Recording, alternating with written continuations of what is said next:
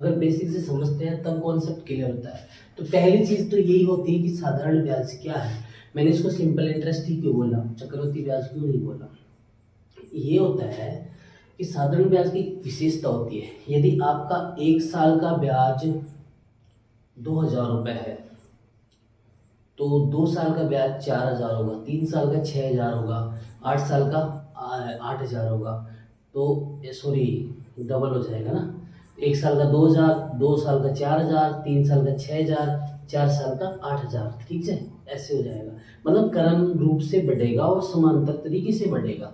तो जैसे मैं कह दूँ कि 4 वर्षों का साधारण ब्याज 16,000 है, तो बताओ 1 साल का ब्याज कितना होगा। तो आपको बताया कि 4 साल का 16,000, तो 1 साल का कितना 4,000, क्योंकि इस क्रमबद्ध रूप से चलता है। तो दोस्तों साधारण ब्याज के अंदर कितनी चीज़ें आती हैं। पहली जो चीज़ आती है वो आती है मूलधन। आपका मूलधन क्या होता है, प्रिंसिपल, जो आपने लिया हो या दिया हो। दूसरी चीज़ आती है आपकी दर, जिसको 8% बोला जाता है। तीसरी चीज़ आती है समय, और फिर होता है ब्याज, और लास्ट में क्या होता है, मिश्र धन। ये मिश्र धन क्या भला है, आपने जो मूलधन दिया और प्लस आपको जो ब्याज मिला, उन दोनों का ऐड होता है मिश्र धन। आप कॉन्सेप्ट समझने से पहले आप इन पांचों के बारे में आपको पता होना चाहिए। मूलधन क्या है, दर क्या है, समय क्या है, ब्याज क्या है, मिश्र धन क्या है। क्योंकि साधारण ब्याज के अंदर कोई सा भी क्वेश्चन ले लो, ये पांचों चीजों में से एक चीज पूछेगा, चाहे मिश्र धन पूछिए, चाहे ब्याज पूछे, चाहे समय पूछे, चाहे दर पूछे, चाहे मूलधन पूछे। इसके अलावा कुछ भी नहीं पूछेगा। तो दोस्तों जैसे कि मैं आज आपको वो बता रहा हूँ फॉर्मूला। तो साधारण ब्याज का फॉर्मूला क्या होता है, P गुणा T गुणा R। आप कहोगे कि नहीं सर बटे में 100, वो बटे में 100 इसलिए लगता है क्योंकि जो R होता है वो किसमें होता है, परसेंट में होता है। और परसेंट हटाते हैं तो बटे में कितने आता है, 100। ठीक है, तो ये फॉर्मूला होता है। साधारण ब्याज का एक दूसरा फॉर्मूला भी होता है, वो भी सुनो।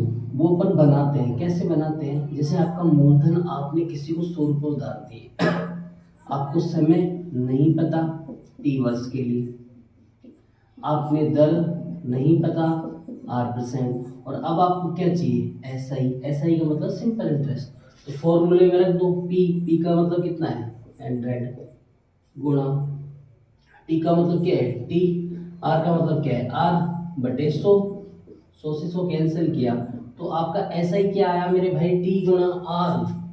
T का मतलब समय और R का मतलब दर। तो इसका दूसरा जो फॉर्मूला होता है साधारण ब्याज का, वो ये होता है, यदि आपका मूलधन 100% है तो आपका ब्याज क्या होगा, दर गुणा समय। अब आपको तय करना है कि दोनों में से कौन सा फॉर्मूला आपको याद करना है, आपको ये याद करना है या ये याद करना है। तो ये मेरे ख्याल से ये बेटर रहेगा। ठीक है, तो आप इसका स्क्रीनशॉट ले सकते हैं। अब मैं दोस्तों क्वेश्चनों के बारे में बात करता हूँ। देखो साधारण ब्याज का मैंने क्या बोला आपको, कॉन्सेप्ट समझ लो, फिर चाहे कितने टाइप के क्वेश्चन आए। अब लोग कहते हैं ना टाइप के क्वेश्चन आएंगे, ये हार्ड टाइप होगी, ये स्ट्रॉन्ग टाइप होगी। टाइप कोई कुछ नहीं होता। मेरा मानना है कि आप कॉन्सेप्ट समझो, और अभी आपने कॉन्सेप्ट एक समझा, आपने कॉन्सेप्ट एक चीज समझी कि अगर मूलधन 100% है तो ब्याज क्या होगा, दर गुणा समय। आपने ये कॉन्सेप्ट समझा।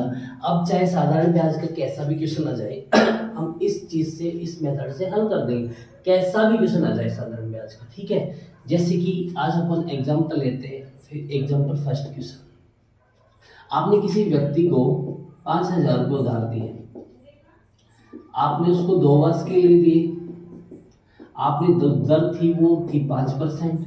आपको क्या चाहिए मेरे भाई, ऐसा ही चाहिए। अब अपना मेथड क्या कहता है, अपना मेथड ये कहता है कि मूलधन होता है 100%। मेरे भाई बिल्कुल मूलधन 100% होता है, लेकिन ये 100% तो होता है, लेकिन 100% की क्वेश्चन में वैल्यू कितनी दे रखी है, 5,000। ठीक है मेरे भाई 5,000। पूछ क्या रहा है क्वेश्चन में, ऐसा ही का मतलब क्या होता है, दर गुणा समय। दर कितनी है मेरे भाई 5%, समय कितना है 2 वर्ष, तो 5 दूनी 10%। मतलब क्या है कि ये 100% की वैल्यू दे रखा है, 10% की वैल्यू चाहिए। तो देखो अगर ऐसा सीन कभी भी आए तो आप क्या करोगे, इसको इससे काट सकते हो, इन दोनों को आपस में काट सकते हो, लेकिन ये कभी नहीं कटेंगे। ये क्या होते हैं, गुणा होते हैं। तो देखो 2 जीरो से 2 जीरो, अब ये कभी कटेंगे नहीं, तो 50 को 10 से मल्टीप्लाई किया, कितना आ गया मेरे भाई 500। तो ऐसा ही क्या आया आपका 500 आया। ठीक है, इसी क्वेश्चन में अगर मैं इसी क्वेश्चन को दूसरा रूप बना दूं, ऐसे कैसा क्वेश्चन जिसमें प्रिंसिपल आ गया आपका 500 और समय आ गई आपका, नहीं समय नहीं, मेरे को नहीं पता समय क्या है, टी वर्स, और दर आ गया मेरे पास 5%, और ऐसा ही दे दिया मैंने 500। तो अब मुझे टी समय निकालना है, कुछ भी नहीं करना मेरे भाई, दे क्या रखा है आपको, मूलधन दे रखा है। मूलधन होता क्या है 100%, 100% की क्वेश्चन में वैल्यू कितनी दे रखी है 5000। क्वेश्चन के अंदर और क्या चीज दे रखा है, ऐसा ही कितना दे रखा है मेरे भाई 500। ये 500 कब आता है, जब आप दर को समय को गुणा करते हो, तो दर तो आपके पास 5% है लेकिन समय नहीं है। देखो 2 जीरो से 2 जीरो कट गई, 50 का भाग 500 में 10 बार, और 5 को 10 से काट दिया 2, तो टी बराबर क्या आया 2 वर्ष। क्या यहाँ पे भी टी वर्ष 2 वर्ष था। तो आप इस तरीके से साधारण ब्याज के किसी भी प्रकार के क्वेश्चन हल कर सकते हो। बस आपको दो चीज, आपका कॉन्सेप्ट, मैंने क्या कहा था कि आपको सिर्फ कॉन्सेप्ट समझना है, क्वेश्चन की टाइप नहीं समझनी कि यार ये फर्स्ट टाइप का क्वेश्चन है, सेकंड टाइप का, कोई टाइप वाइप कुछ भी नहीं होता गणित के अंदर, कोई टाइप वाइप कुछ भी नहीं होता। बस आपका कॉमन सेंस होना चाहिए ये समझने का। क्वेश्चन जब तक आपको बेसिक जानकारी उसकी पता है, अब मेरे कहने का मतलब आपको साधारण ब्याज के अंदर दो चीजों का पता होना चाहिए। यदि मूलधन 100% है तो ब्याज क्या होगा, दर गुणा समय। कैसा भी क्वेश्चन आ जाए, कैसा भी क्वेश्चन आ जाए आप हल कर लोगे। ठीक है, तो जैसे मैं एक अच्छा क्वेश्चन लिखता हूं, फिर देखते हैं अपन। एक अच्छा क्वेश्चन लिखता हूं मैं दोस्तों। अगर आपको लगे कि यार हम लोग इजी क्वेश्चन करवाएंगे, तो देखो दोस्तों मैं आपको बता देता हूँ। ये बुक है किरण की, और इसके अंदर 10,500 क्वेश्चन है। ये पूरी बुक सॉल्व करवाएंगे और एक ही मेथड से सॉल्व करवाएंगे। तो आप ऐसे मत सोचना बच्चों वाले क्वेश्चन हल कराएंगे, बिल्कुल नहीं। ऐसा सीजीएल मेंस के क्वेश्चन हल कराएंगे इसी मेथड से। ठीक है, तो मेरा अगला क्वेश्चन ये है कि कोई व्यक्ति है जिसने किसी व्यक्ति को कुछ पैसे उधार दिए, कोई राशि उधार दी, मतलब कोई प्रिंसिपल उधार दिया, नहीं पता कितने दिन के लिए दिए मेरे भाई, टी दी उसको 4 वर्ष के लिए। ठीक, और दर दी उसकी 10%। वो व्यक्ति क्या करता है 4 वर्ष के बाद में उसको साधारण ब्याज 770 रुपए दे देता है।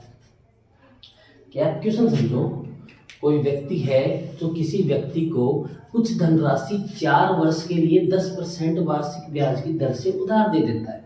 तो वो व्यक्ति क्या करता है 4 साल के बाद में उसको ब्याज देता है, कितने 770 रुपए। तो क्वेश्चन ये है कि उस व्यक्ति को दी गई राशि कितनी थी। अब दोस्तों मैंने क्या कहा था, कॉन्सेप्ट समझो। कॉन्सेप्ट क्या है, कॉन्सेप्ट अपना ये है मूलधन 100%। क्या अपने पास मूलधन 100% है, क्या इसकी वैल्यू दे रखी है, नहीं दे रखी। क्या दे रखा है मेरे भाई, ऐसा ही कब आता है, ऐसा ही तब आता है जब समय को और दर को गुणा करते हैं। क्या समय और दर दोनों हैं, हाँ है, 10 और 4, तो ये दोनों को गुणा किया कितना हो गया मेरे भाई 40। देखो 1 जीरो से 1 जीरो कट गई। ये ऐसे कर सकते हैं, ऐसे कर सकते हैं, लेकिन कभी ऐसे नहीं कर सकते। तो देखो 4 को काटा 25, अब 25 को 77 से मल्टीप्लाई करते हैं, 5 7 35, 3 35 और 3 38, 14 और 1 15, तो 5 2 9 1। तो वो दी गई राशि कितनी थी मेरे भाई 1925 रुपए थी। आया कुछ समझ में, सिर्फ इतना सा खेल है मेरे भाई। और मैंने क्या कहा था, आपको क्वेश्चन नहीं रटने, आपको कॉन्सेप्ट समझना है। तो ठीक है, एक क्वेश्चन और करते हैं। अब कुछ बच्चे इस चक्कर में कंफ्यूज है, तो वो कंफ्यूज मैं अब क्लियर कर देता हूँ मेरे भाई। देखो ब्याज के अंदर आपको इस तरीके से क्वेश्चन पूछेंगे। मैंने भी कहा कि वार्षिक दर संयोजित है, अगर अर्धवार्षिक दे दूं, त्रैमासिक दे दूं, तो उसका भी आपको पता होना चाहिए, लेकिन वो आगे क्वेश्चन करेंगे, उनमें बात करेंगे।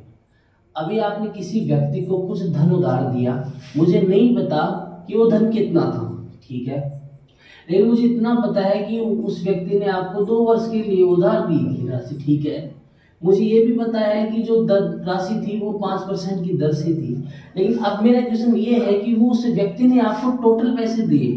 टोटल पैसे का मतलब होता है मिश्र धन, और मिश्र धन उसने कितना दिया मेरे भाई? 2200 रुपये मिश्र धन दिया, 2200 रुपये मिश्र धन दिया। तो मेरा क्वेश्चन ये है कि प्रिंसिपल क्या है दोस्तों? ये जो मिश्र धन होता है वो होता क्या है? मैंने स्टार्ट में क्या कहा था कि हर चीज का मतलब समझो।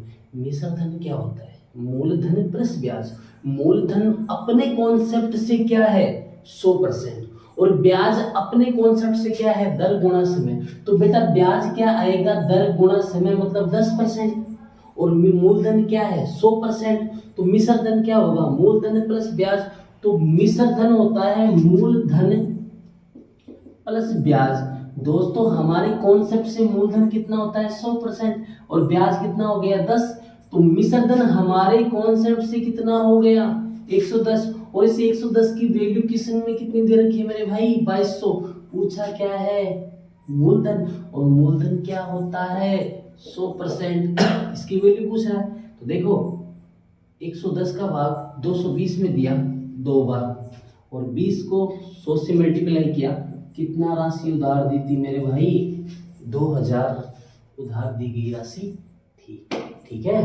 हो गया क्वेश्चन। तो आपको कुछ भी नहीं समझना, आपको ये कॉन्सेप्ट समझना है, ठीक है। 1-2 क्वेश्चन और बताते हैं हम आपको। यही क्वेश्चन आ गया, यही क्वेश्चन आ गया, और अब की बार मैंने क्या किया, ऐसा ही दे दिया मैंने 2000 रुपये, 200 रुपये मान लो, और मैंने क्या किया? टी को हटा दिया।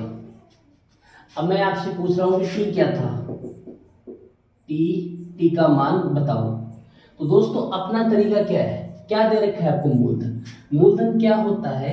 100%, और 100% की क्वेश्चन में वैल्यू कितनी दे रखी है? 2000, ठीक है। और क्वेश्चन में क्या दे रखा है? ऐसा ही कितना है मेरे भाई? 200। ये ऐसा ही कब आता है? ये कब आता है? जब आप दर को समय को गुणा करते हो। अब आपके पास दर तो है लेकिन समय नहीं है, कोई दिक्कत नहीं, संख्याओं को काटना सीखो।